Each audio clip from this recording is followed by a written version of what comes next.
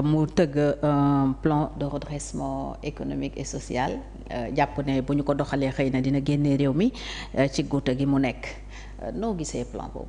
Le seul plan de redressement qui ne vaille, je me répète encore une fois, le seul plan de redressement qui ne vaille, c'est la démission ou le limogeage de Ousmane Sonko, du Premier ministre. Il n'y a que ce seul plan de redressement qui ne vaille. Mais bien sûr, avec lui rien ne marche. Avec lui rien ne marche. Des daggasante di xulo, le débat est bas, le niveau est bas. Nul n'a plus envie d'aller sur les plateaux télé. Mais ba pare ñoom nan la seen dëkk di avancer. Da ngeen a jël réew mi directeur yi mën ngeen dàq leen wàcce leen secrétaire yi mën ngeen wàcce leen conseil technique yi xam ngeen dindi leen fa directeur cabinet yi mën ngeen dindi leen fa ministre yi mën ngeen dindi leen fa waaye yaa xëyti mu laay nag dëkk boobu nan lay doxee soo jëlee ñoo xam ne jànguñu jonguñu tubaab bi xamu leen ku ci nekk xëy na ne am naa doctorat mel ne kii wu def ci dëkk bi Sénégal ku xëy ne am naa ab doctorat ku ñi ñu jël ñëpp ku ne am doctorat nga jël El Mali ne danga koy def infrastructure mu jigéen lool nag ba mu ñëwee jigéen ñu lool nga ne Birame Souleye danga koo yóbbu ca pétrole accident yu bëri yi ngay wax. accident yi kat waaye dafa waroon a gore avant El Malick ay accident da doon am. mais la El Malick moom bi mu jëlee réew mi li fi am moom mësta am. ah non El Malick. waroon na jomm nag ndax la mu waxoon Mansour Faye ñu koy nuyu fa mu ne. na démissionné. gor du toog ba ñuy wiccax sa loxo gor du toog ba ñuy wiccax sa loxo waa léegi da ngay dàq directeur ba mën pour man kooku da nga ko war a téye 1 an 2 ans loolu xam-xam la sax loolu boo ko defee parce que kii moo commencé liggéey bi am na yu mu entamé man ñii may indi nii xamaguñu état mënaguñu xaaral ma maslaa ak ñi fi ne. mais ñun bu dee dañu gëm ne ñooñu ñoo yàq réew mi et que bàyyi leen fi dafay mel ni ay kaña ci tool. un directeur mën ta yàq réew.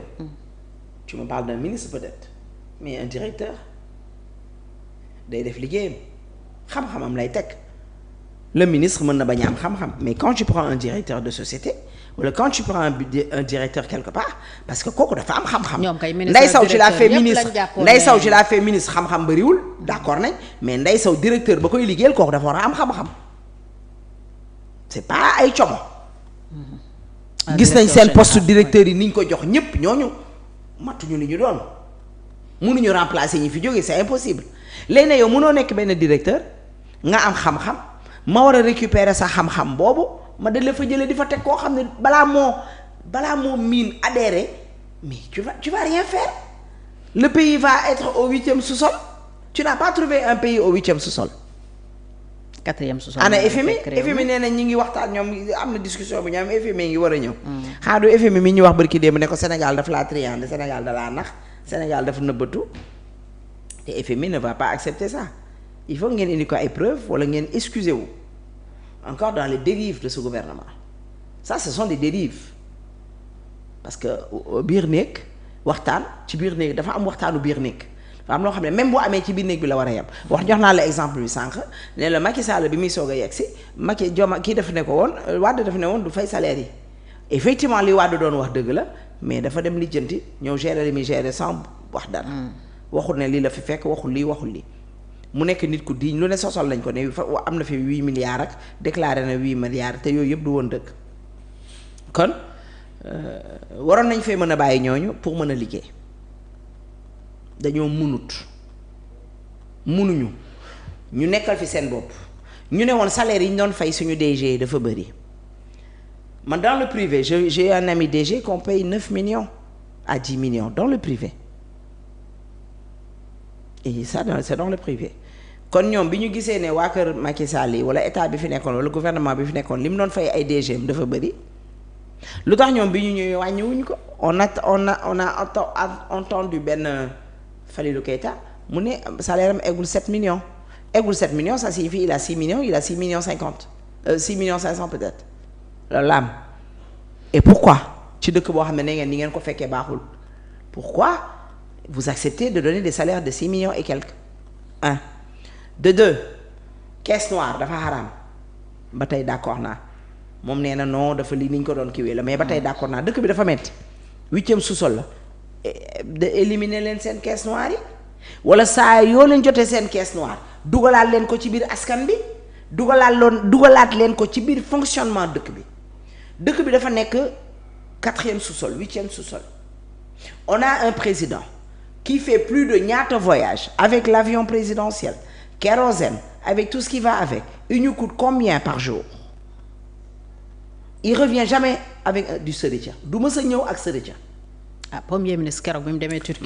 avion bi la yóbbu certes mais. maa ngi ñëw on a un premier ministre qui voyage. On est au 4e sous-sol. Ministre de la de finance Diba nee na kii dafa bënn. gaal bi dafa bënn te ku xam gaal bu bënn ñun on est maanaam en fait li Diba wax nit ñi renduñu ci compte mais quand il y a un gaal qui a des trous. benn trou daa bënnee boor bu nekk. benn trou da ngay surux rawatina nga am 8 trous là ça veut dire que. on ne nage pas on ne patauge pas on est dans les profondeurs. En train de couler. Et non on n'est pas en train de couler on a déjà coulé. Non on a coulé on est dans les profondeurs parce que benn tu es en train de couler 2 tu es en train de couler mais 8 trous tu es dans les profondeurs très très noires. Mais plan tu de n'as plus redressement bi d'oxygène peut-être mu génnee ñu ci. tu n'as plus d'oxygène. Quand tu redresses quelque chose mooy lu dëngoon moom ngay redresser wala lu taxawoon moom ngay redresser mais yéen bi ngeen jëlee réew mi ba tey dara taxawul vous ñu coûtez la peau des fesses ces gars-là ñu coûtent la peau des fesses. Vous habitez dans des appartements de luxe yoo xam ne état bi da koy fay vous mangez xawma lan vous voyagez. Mais et maintenant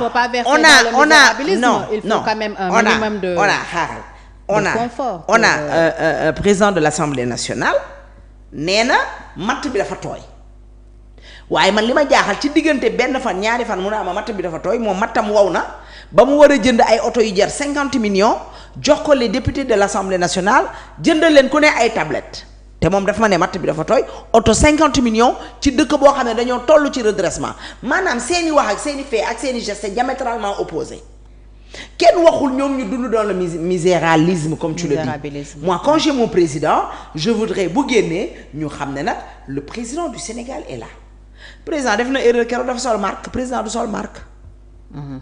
C'est vrai. boo soo sol président du sol marque du takk marque. Oui.